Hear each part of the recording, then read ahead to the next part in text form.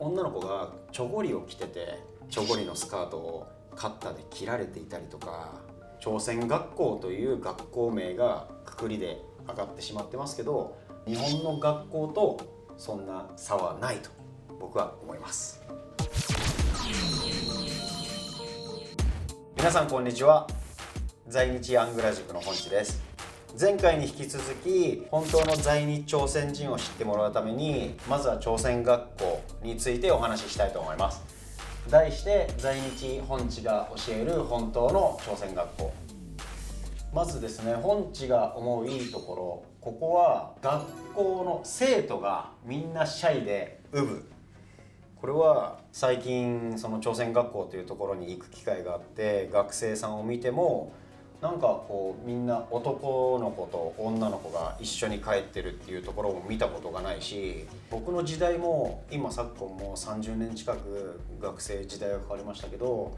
みんな朝鮮学校の子は硬派なんですね。男の子も女の子も。で、学校内で、次いじめはあるんです、実際問題。これは人としてやっぱり人間で子供たちの中でもやっぱりパワーバランスっていうのがありますし、どうしてもあるのかなと思うんですけど、その中でも、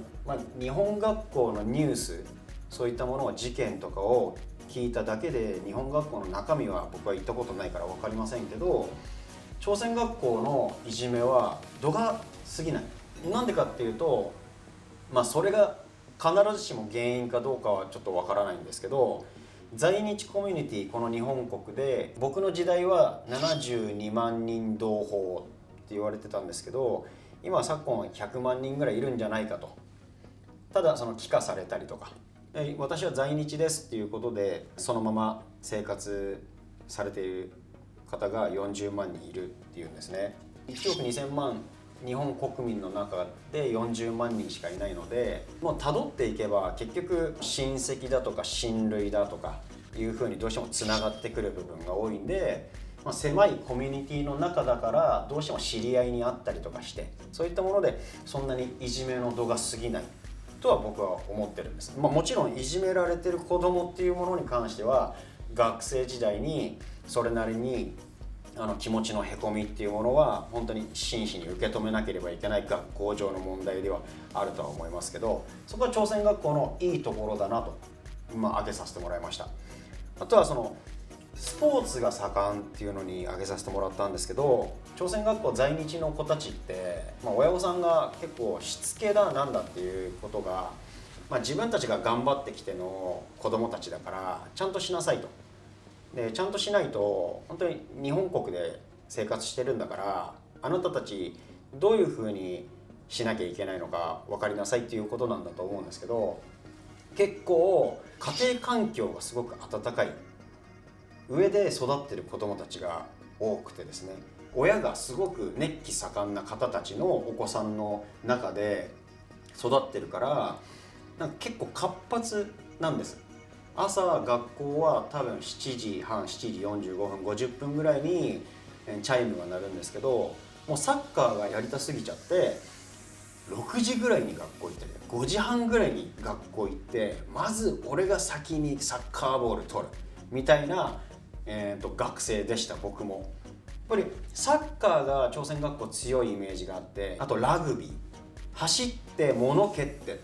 ていうスポーツはすごくいいところであると思います。で、僕はこの朝鮮学校っていうものを卒業して日本学校の中を見てはいないですけど、ここで、させてもらったように日本の学校とそんなに差はないと思ってます。朝鮮学校 B 期をするわけでは決してなくて、ここにも書いたんですけど、日本学校はなんか周りの僕の知り合い、友達、仲間とかを見ていても、学校をすぐ不良や非行になったら辞めちゃう、不良や非行じゃなくても引きこもっちゃったり学校を辞めちゃうっていう子がすごく多いような話をよくケースで聞くんです。でも朝鮮学校の子は学校辞めないんですよ。みんな辞めないで、学校上一応なんか悪いことばっかりしたら退学っていうものは学校上ではあるんですけど、校則で。でも喧嘩ばっかりしかしないし、薬関係をやらないから、これは本当に諸先輩方が薬をやるっていうことはやっぱりそこは違う、というふうにいい家庭環境では在日社会っていうのはあると思います。で、引きこもりっていうのは朝鮮学校はないんですね。基本的には学校にみんな行くのが楽しい。ワルは学校に行かないんじゃなくて、ワルだからこそ学校に行く。学校にみんな行くのが楽しみ。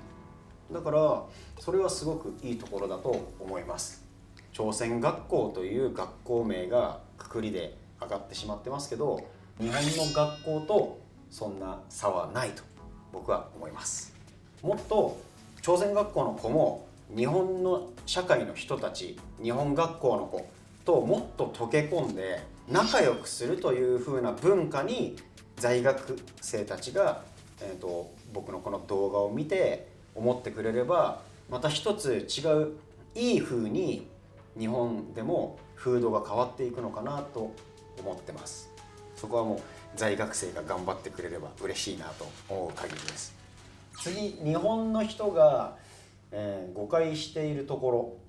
どうしても昔からのイメージが強いからっていうのはあると思いますけど、朝鮮学校イコールヤンキーというか、もうすごい悪いところ、ザ・ビーバップハイスクールの悪いところとか、漫画でも悪役で出るんだったら朝鮮学校みたいないうイメージだったと思うんですけど、実は端的にヤンキー校ではないと。私立なのでヤンキー校ではないんですね。一応私立、月謝も高く、校則厳しいです。先ほどいいところでもお話ししたんですけど、朝鮮学校が公式戦に日本の大大会に出られるようになったということが、僕の一つ上からニュースになってすごくマスコミさんに取り沙汰されたんです。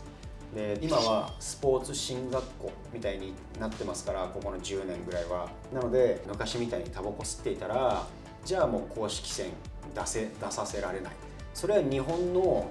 強豪校でもそういうことは事件がたまにあるところもニュースで見るんです。それはもう本当に朝鮮学校も変わりません。タバコも吸えない、喧嘩も事件も事故も起こせない。そういうものはもう本当に日本学校と同じようにいい意味で見てもらってます。で、あとはあんまり学校の中での嫌がらせとかそういったものに関してはないんですけど、学校の一歩外を出るとどうしても文化的にチョゴリ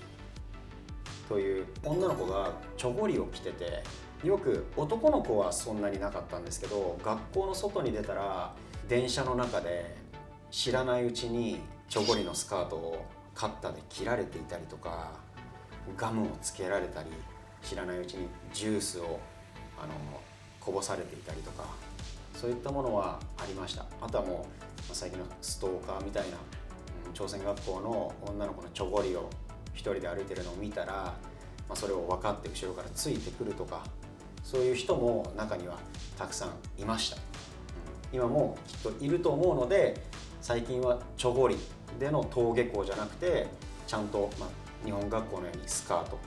と上着で、登下校してる女の子が学校側が、手配をしたという感じになってます。それだけちょっと理解してもらえると嬉しいなと思います。で、あとはなんでシャイなのかウブなのか、硬派だったヤンキーの先輩方が大学行って教師になってるので、多分その考え方、良き考え方っていうのを持たれてる教師方がいるので、やっぱりウブなんですね、教師も。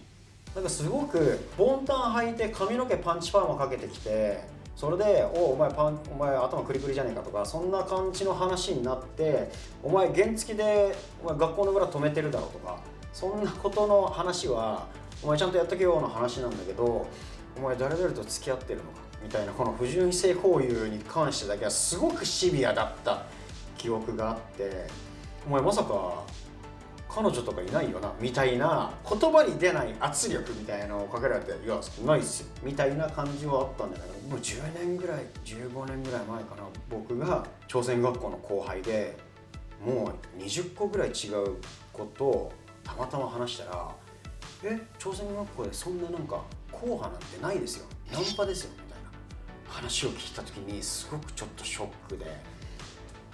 っぱり朝鮮学校は武士だよというふうに思ったんですけど、まあそれも時代が変わって日本国に溶け込んだんだなっていうふうに朝鮮学校もよく僕は感じました。